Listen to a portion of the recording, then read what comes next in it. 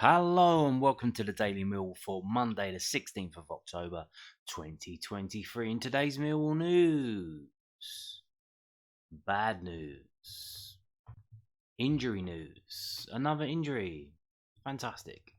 This is from the southernnews.co.uk. It was put up this morning. Ryan Leonard, the latest to join Mill's injury list after a knee issue. The 31-year-old has arguably been the Lions' best player so far this season, but will now miss Saturday's game against Preston North End. Ryan Leonard is set to be missing for a few weeks after picking up an injury issue during the international break. The 31-year-old has an issue with a cracked bone in his knee and could be out for 3 to 4 weeks, according to manager Gary Rowett. It's the latest injury to hit Mill's backline, with Sean Hudson still not expected to be back in time for Saturday's game. Lions boss Rowett said, Lenny's going to be out for a couple of weeks. He's cracked a bone in his knee. He's just had to rest it and give it a couple of weeks rest, and then he's good to go. So it's really going to be 3 or 4 weeks, I imagine, but I can't be too specific. We've had quite a significant number of injuries at the moment, but again, gives up other people the opportunity. Hutchinson's return is not imminent after he went off with a calf problem against Birmingham City at the beginning of September, Rowett added. I don't think he'll be back within the next week, so he's probably going to be another couple of weeks, I'd imagine. He's making good progress, but he just fell short a little bit. Duncan Watmore and Kevin Nisbet both picked up hamstring issues before the international break. On Watmore, the Millwall manager said, "We've scanned it and we looked at it, and it's probably going to be a good few weeks, 2 or 3 weeks before he's back. He felt it in the Plymouth game. He just felt it in the warm-up against Hull on the Friday before the whole game. It was one where we just hoped he could get through it, really. He then scored and celebrated and slipped on the mat on the side and irritated it a little bit more. He obviously had an issue there previously, and we're hoping that it will settle down over the next few weeks." And on Nisbet, Rowett said, Nisbet's going to be out for 2 to 3 weeks as well, I think. Mill's next match is against Preston North End this Saturday. So, interesting that everyone's out for 2 to 3 weeks.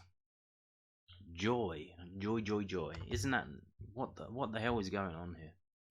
Normally during an international break, you're hoping that the injured players have some time to heal up and come back. We have the complete opposite. They're actually getting worse. Fit players are getting injured. Not ideal. Now, moving on to this. Some more nonsense. This is... I don't know if you remember, but Millwall were charged. They were charged by the FA, that old dinosaur organisation that supports terrorists, for offensive chanting. All of you went to Wigan Athletic, was it last season? You got charged.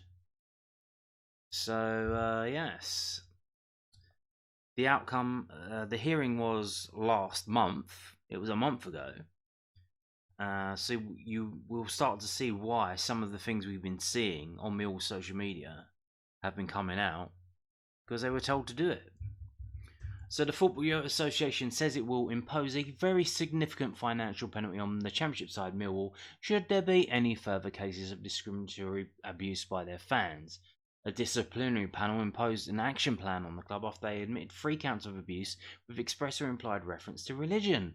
The charges followed chants aimed at Wigan's James McClean in April. Incidents occurred after 8, 12 and 45 minutes of the Championship game. The action plan, which will be in place until the end of next season, includes making supporters aware of the charge and that chants were offensive and constituted a criminal offence. Millwall will conduct a full review of their stewarding and training of stewards, blah, blah, blah, blah, blah, blah, blah, blah. I'm just going to blah blah this because we're going to move on to it.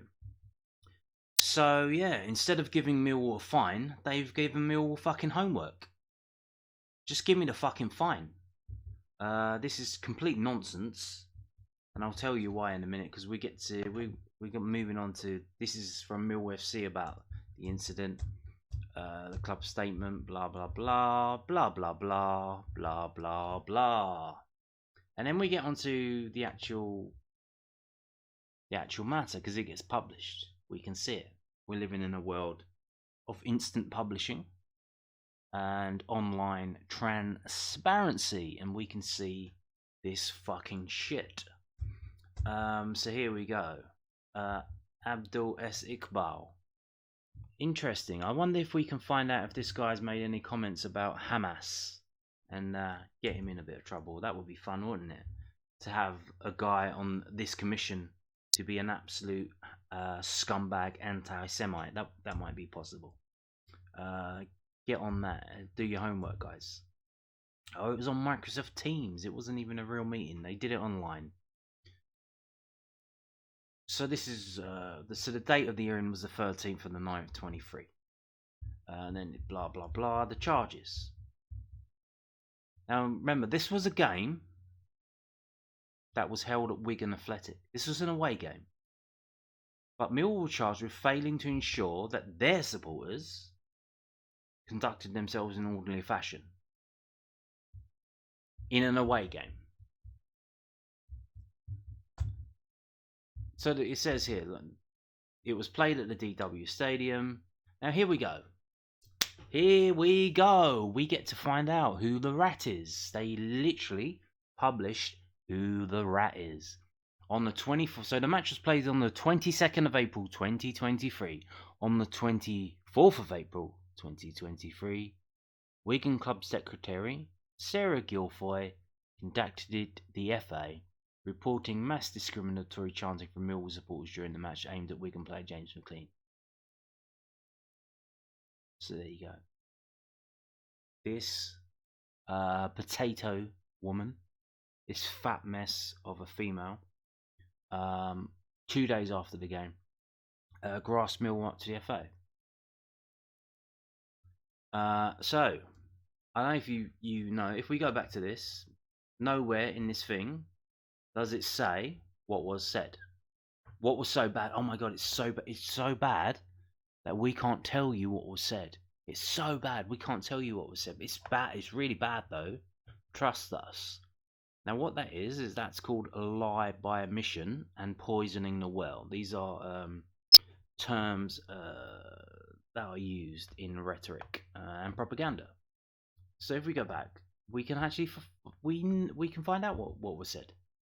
Hopefully, if you were there and you were involved, you know what was said. But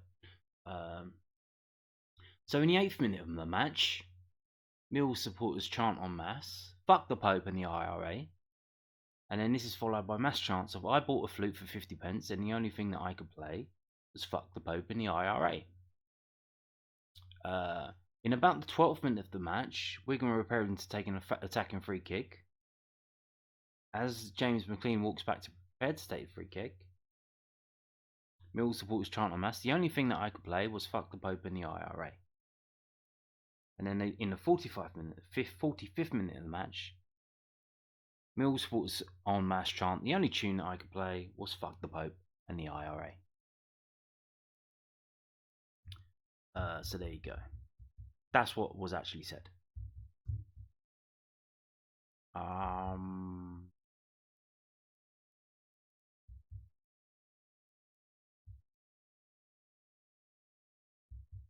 You can see it as it goes along. The link, this is from the link that was posted in Millwall story. So if you go to the Millwall website and go here, and it's here, it's there. You click on where it says here, and you can bring this up, and it's all here. You can read it. We're just gonna go through it and see. But yeah. So Millwall admitted the breaches.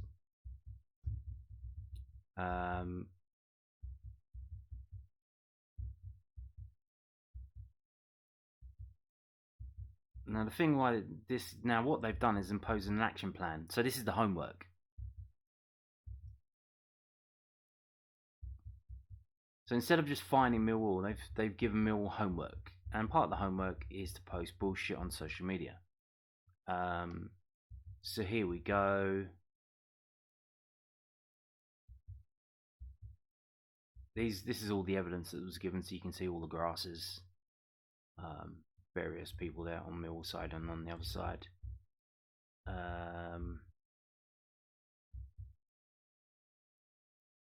So Millwall FC's newly created sectarian abuse matchday action plan. Hey.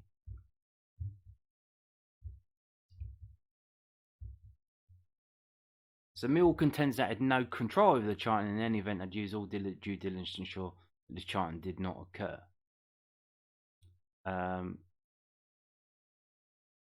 Exactly. This was a game that was held at an away stadium. The relevant fixture against Wigan was an away fixture. Millwall had limited influence over the security in place. Exactly. But the reason why is because the fucking fat turd at Wigan grasped Millwall up to the FA. So Millwall should have grasped Wigan up to the FA. This is their fucking stadium and they're the ones in fucking charge of the fans and what goes on in that stadium.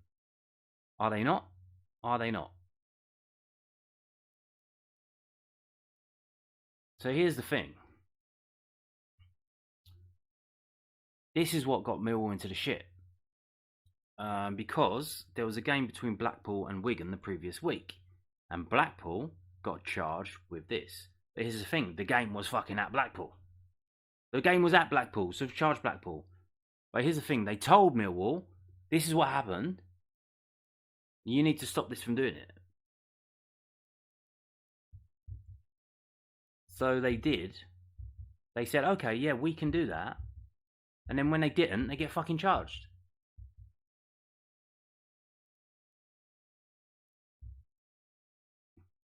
And here we go. You can see this is you can see all the stuff that Millwall said. Oh, this is what we did. So because they've said, oh, we did all this stuff to try and stop it, they got charged. And they said, look, a specific decision was made not to specifically raise this issue with supporters, as it was likely only to cause supporters behaving exactly in the manner the club was seeking to avoid. Yeah, it's called the Streisand effect. When you highlight something and you don't want something to happen, people will do that. If you say, oh, I don't like this thing, I don't like it when you call me this weird name, people will call you that weird name. It's called trolling. On the morning of the fixture, Millwall CEO discussed the issue with an influential supporter. The supporter said they would try to have a word with supporters in the away section. Who is that? I wonder. Who is that? Who was that? The Millwall CEO and Wigan CEO went in person to the Millwall away end, 1:30 before the match started. The Millwall CEO spoke to as many people as possible, explaining his concerns about the anti-Pope chanting, and those spoken to agreed that there should be no anti-Pope chanting.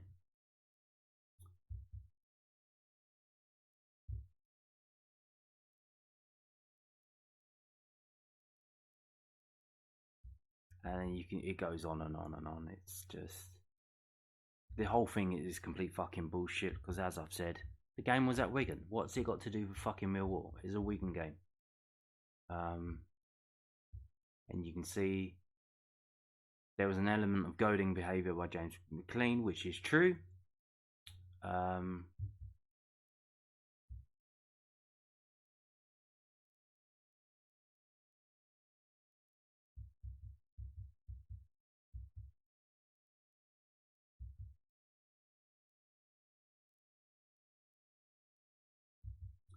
But one of the things they said is because obviously most clubs, if you turn up to an away game, well, probably not in the Championship, I'd imagine, but lower leagues, maybe some clubs in the Championship, you can go to the ticket office, ticket website, whatever, and buy an away ticket for a game for that team.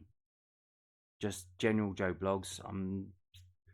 There may be some where you can still do it on the cash on the turnstile, and you might have to pay cash at the ticket office at the ground, and then just walk in. So it's general admission. But what they said was, because Millwall have this scheme where they decide who can go to away games by having a membership that they ban people from or allow people in, that constitutes that you're having a say over the away fans. So it's literally, there isn't people who just turned up and just started doing this. This is your curated membership group of fans that you let go to away games. So that's what they've said as well. It's all here. I'm not, like I said, it's boring bullshit crap. It's taken a month for them to write this shit up from the meeting that happened a month ago.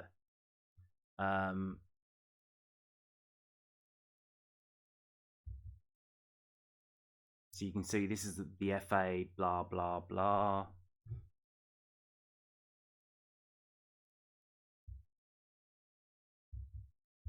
you can see all this stuff here, and you can go through it and see.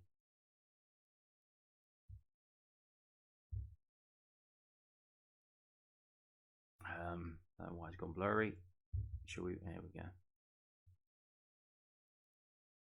And here we go. So if you were at this game, you have Wigan FC to thank that you are not banned from going to Millwall games. Because if we go back, I'm not going to go back, but you remember what I told you about the grass? Who 2 days later reported this to the FA. Well, this is her here. Fat potato dumpling northern woman. This is her here. And she probably did it because she's probably getting slipped some on the side by James McClean. So that's probably why she did it. And when the people, the grown-ups and the logical thinking human beings that we call men at Wigan FC were told by Millwall to supply footage of the Millwall fans, you guys, doing the thing, they firstly refused to do so, or they just ignored it. They didn't bother. And then Millwall went to the EFL and said, can you tell Wigan to send us the video?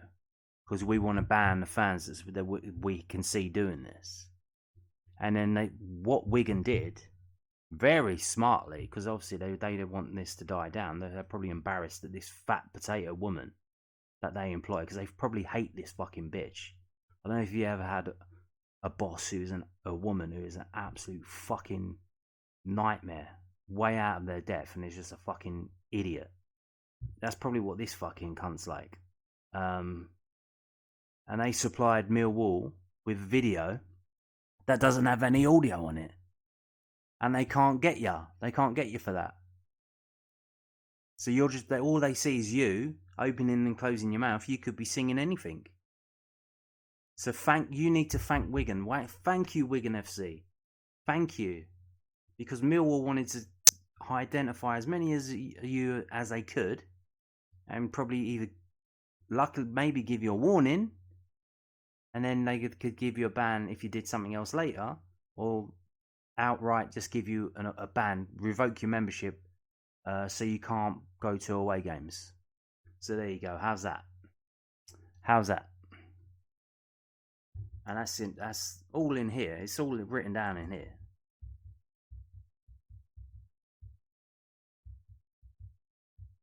Although, how many people were they going to ban? I don't know if you've ever heard a thing.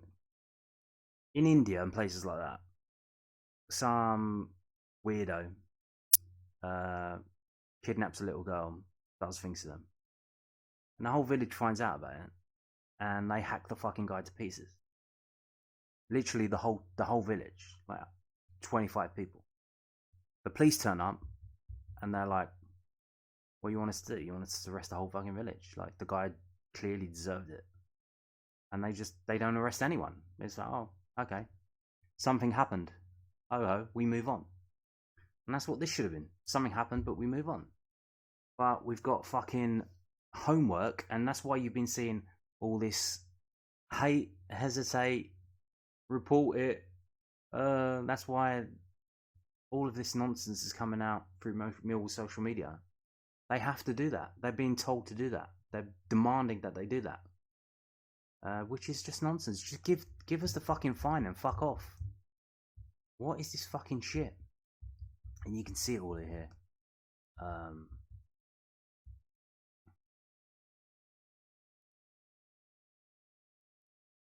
And look, it says here, look, the fact that the Millwall CEO sought advice from the EFL during the match as to whether the anti-RIA chanting would be a breach of the FA rule supports the contention. The Millwall officials did not at that stage appreciate the full extent of the offensive chanting by supporters. Hey, he's dry snitched himself. Just don't fucking mention it. Don't mention it. What are you talking about it for?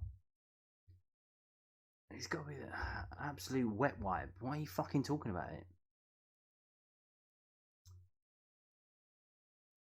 So they even admit it here. The fixture between Wigan and Millwall took place at Wigan Stadium.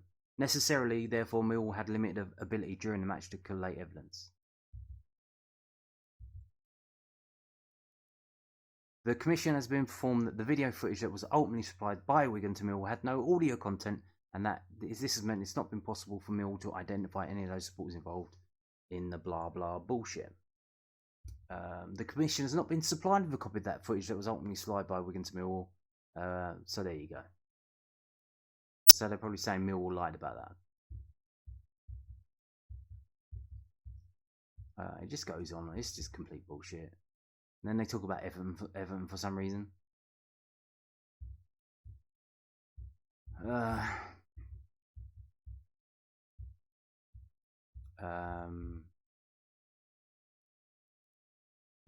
This is the action plan, the one that's in a different typeface.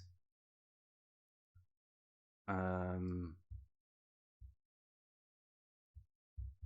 club shall. So here's what's going to happen. Conduct a full review of its stewarding management, blah, blah, blah. What in it for an away match? Like what?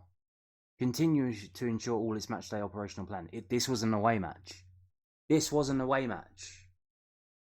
See, but that's been struck off. I don't know if that's just a type error or what.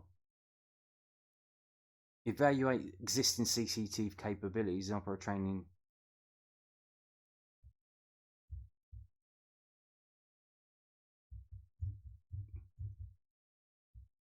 Here you go. Here you go. So you can see all the shit that they've got to fucking do. All this homework nonsense. Instead of just giving them a fine. Oh, how much is the fine going to be? 100 grand? 200 grand? Here you go. So it's telling you about they've got to put out the messages, which is why we saw all the messages.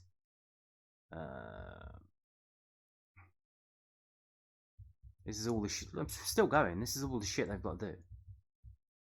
Who are they to tell us what we've got to fucking do? Fucking joke, man. Seriously. The FA. Who the fuck are they? Abdul S. Iqbal, King's Counsel. Let's see if this guy's tweeted in favour of Hamas. Yeah, let's get this guy fired. Fucking prick. So yeah.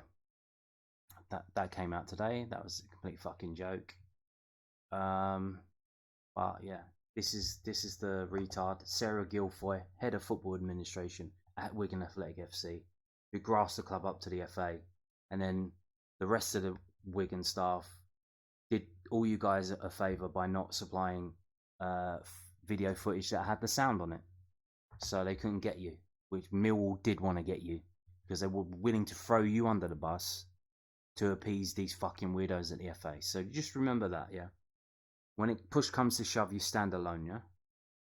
The club's not going to have your back. And speaking of the club, here is from millfc.co.uk, the club's official website. Scotland and Kevin Nisbet qualify for Euro 2024. Scotland men's national team, UEFA Euro 2024 qualification, was confirmed on Tuesday night. The Tartan Army didn't even kick a ball to confirm their trip to Germany next summer. Norway's defeat against Spain means that no other country in Group A can catch Spain and Scotland, who both sit on 15 points at the top of the group. You can view the group standings here. Nah, you're alright. Mill's Kevin Nisbet was part of the squad that qualified and featured at Euro 2020 and has been consistently selected by manager Steve Clarke in 2023 for international duty. Yeah, but he mostly sits on the bench though. Congratulations, Nizzy. Yeah, let's hope he gets fit and he can come back roaring for Millwall. And then next summer, roaring for Scotland. Good luck, laddie. Good luck, laddie. Way aye, man. Now, internationals. More. England U21s the other day. Brooke Norton-Cuffy was not involved in the game against Serbia, where they went 1-0 down and ended up winning 9-1. Yes, 9-1. Some comeback, that. He wasn't involved. He wasn't on the bench, and he didn't start.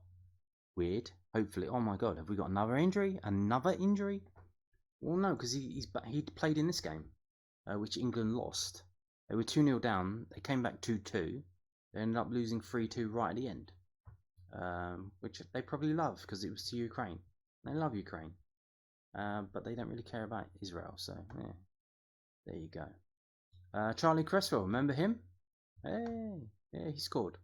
He scored the equaliser to make it 2-2. But Brooke Norton-Cuffy was involved, and you can watch it on YouTube.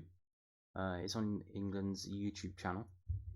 Where are we? Where are we? He didn't start. He came off the bench, so he's not injured. I don't know why he didn't play. Maybe they just left him out. Maybe they got too many players in their squad. I'm not sure about the sub rules for this. Where are we? Where is he? He's here. So he come on in the 74th minute for Livramento. There. So he's fine. He's fine. He's not injured. So there you go.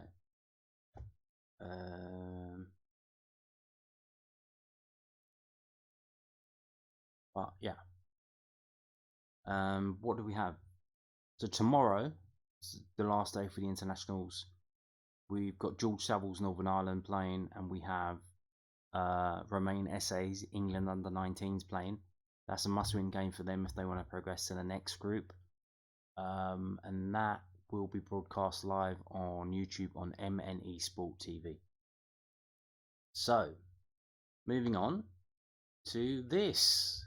This is a match report from the under-21 game today, which you could have went to Princes Park, Dartford FC to watch, or you could have watched it on Charlton TV, but you had to pay Charlton £4, which I did. £4 well spent. Millwall under-21s with 3-2 victors over Charlton Athletic in the Professional Development League on Monday afternoon. Abdul Malik. Hang on a minute. Isn't he on loan at Wealdstone? Yeah, he's on a youth loan at Wealdstone. So he can still play for Millwall. I think even in maybe just the youth team, but maybe in the first team as well. I'm not too sure.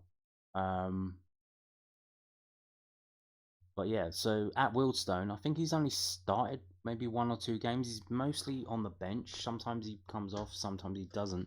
So obviously they want to give him minutes at a higher level as they can. If he's not getting minutes in the National League, come back and get minutes in the under-21s. And he scored an absolute peach of a goal. Brilliant taken goal. Very good stuff. Yeah, he gave the Lions a lead at Princes Park, the home of Dartford Football Club, before the Alex equalised not long after. Jack Howland put Millwall back in front before half-time, and then Reece Bangora Williams' effort added a third after the break. So yeah, Millwall 3. Millwall were actually 3-1 up. They don't mention the Charlton goal. Why would you? On a chilly afternoon in Kent, the hosts started the Brighton fashion chances on Ethan Waddy's goal, but the stopper was equal to them just after the half-hour mark. However, the scoring was opened as Abdul Malik took control of the ball outside the penalty area and curled an attempt home. Jason Adigan levelled minutes shortly after, but Howland was able to put Millwall back in the lead before the break as he rushed forward to turn home George Walker's cross. In the second half, Millwall's goal was mostly Bangora Williams doing as he pursed down the right-hand side to beat his mark and cross. After a momentary scramble, the ball then broke into the midfielder who slotted home from close range. I disagree with that. I mean, what's the lad's name? Frank Baker? He's literally holding on to the ball. He's got 2 players around him. He's like moving it around, trying to get a shot off. Not really happening for him. But he's keeping the ball brilliantly. And then he just sees Bangora Williams over the other side and just passes it over to him, and he slots it in. So I don't think it was a goalmouth scramble. I think it was a bit more than that. Bauer reduced the arrears with a left-footed effort into the top corner, but despite that was a very good goal as well. That one. But despite late Charlton pressure, including Waddy, who had to withdraw in the 90th minute for a knock, tipping a free kick over the crossbar, the Lions were able to hold on and extend their unbeaten run to 19 matches across 22-23 and 23-24. Next up for Millwall under-21s is a home game with AFC Bournemouth on Monday, 30th of October. But that is due at the moment to be taking place at the training ground. I don't know if they're going to change it, but they might. So the team was Waddy, Ollie Evans, Walker, Stevenson, Grant, Mackay. I think that's Horsley Mackay. Cotton, Bangora Williams, Baker, Abdul Malik, and Howland. And the subs were George Evans on for Waddy in the 90th minute, Oleg Bodie on for Stevenson in the 83rd minute, Mansour on for Williams in the 78th minute, and Ojimin on for Abdul Malik in the 90th minute. The subs not used was O'Boyle. So that is a young-looking Millwall team there. A number of individuals you would expect to play in that game, namely Adam Malachi and Tom Leahy not involved there. Now, are they injured? Or, as I would expect, are they being involved in the first team training? Will we see them on the bench at Preston? Because we are, what is it, 1, 2, 3, we got 4, 5, 6 players out now. That's a lot of players out, and we might not even have a full subs bench at Preston. It's getting that bad, really, really bad. We might, I don't know, if it gets any worse, we might have to sign some players who are out of contract. It might get that far. There are players who will let go from their clubs in the summer, and this has been mentioned before to Gary Rowett, I think last season, and he said, well, if we do sign them, it's going to take them like 6 weeks to get match fit, so what's the point? We might as well just wait for our injured players to get back.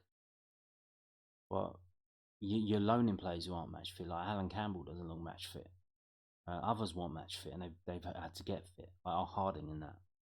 So we might need to sign just an out of contract player just until January, just to get us through this. I don't know how bad's it going to get. But there you go. So we have pictures from the game. Pictures. Action from Prince's Park. Millwall U21s, as you know. Blah blah blah. 3-2 win. All good. There you go. There's Abdul Malik there. And again, Reece Bangura Williams, Frankie Baker, the whole gang. I think that's after the first goal. Frankie Baker again, Kamal Grant, Abdul Malik there, Reece Bangura Williams, Abdul Malik, and again, there's the goal. There you go, thumbs up.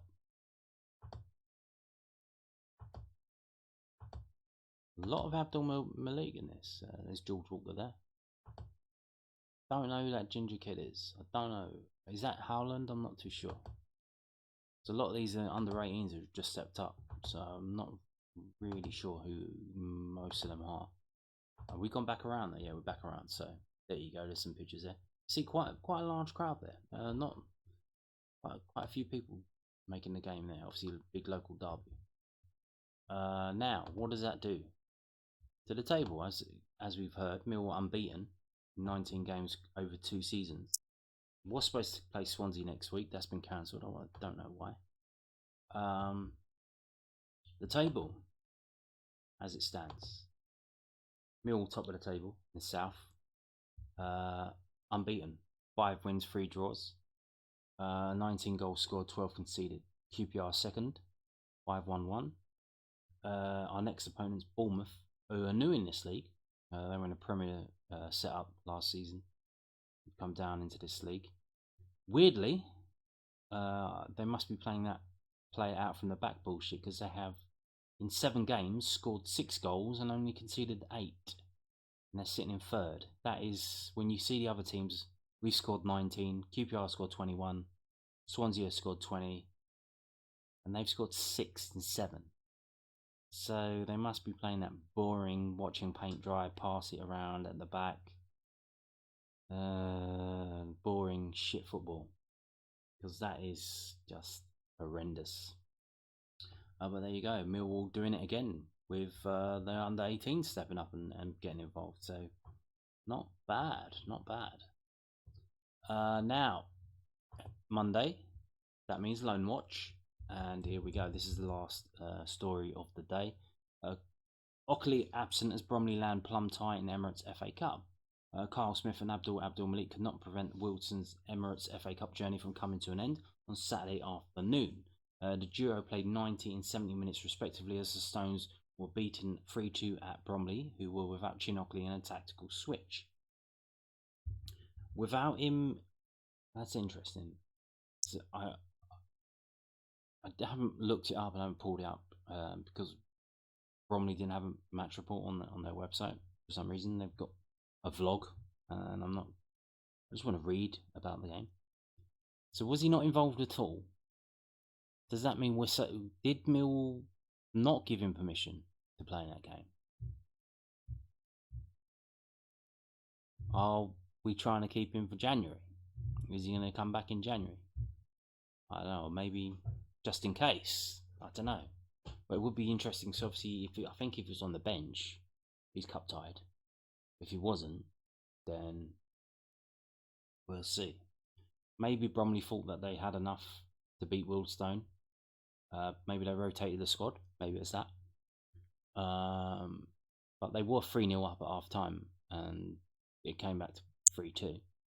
Abdul Maliki was on a youth loan from the Lions, meaning he can play for both sides. Netted in the Lions under 21s 3-2 professional development league victory over Charlton on Monday afternoon. The Ravens, that's Bromley, have been drawn at home to Sky Bet League One side Blackpool in the first round proper. So there you go, that might be on TV. Bromley versus Blackpool. That's a upset in the making, possibly. Elsewhere, Alex Mitchell played 74 minutes as Lincoln City slipped to a first home defeat of the 23-24 campaign. Burton Albion winning at 1-0 at Sincil Bank, with Joe Wright, an unused substitute, in a dramatic affair with Salford City at Wrexham in League Two. With Matt Smith racing the Ammies into an early 2-0 lead in North Wales, it looked as though Salford would ease to a comfortable 3 points. But goals in the 88th and 89th minute turned the game on its head, giving Wrexham a win. Wright, however, did play in the midweek EFL visit of Stockport County, albeit a 3-1 defeat, and goals scored by Loffy in that game. Nana Boateng's still recovering from his foot injury whilst at loan at Woking. So here's the games coming up on Saturday. The Wealdstone game is on TNT Sports. If you've subscribed to that, that's BT Sports. That's changed their name to TNT Sports. You can watch the game 5:30 on Saturday night. Bromley are at home to Oxford City, and Fleetwood versus Lincoln City. And there you go. And on that note, thank you for watching, and goodbye.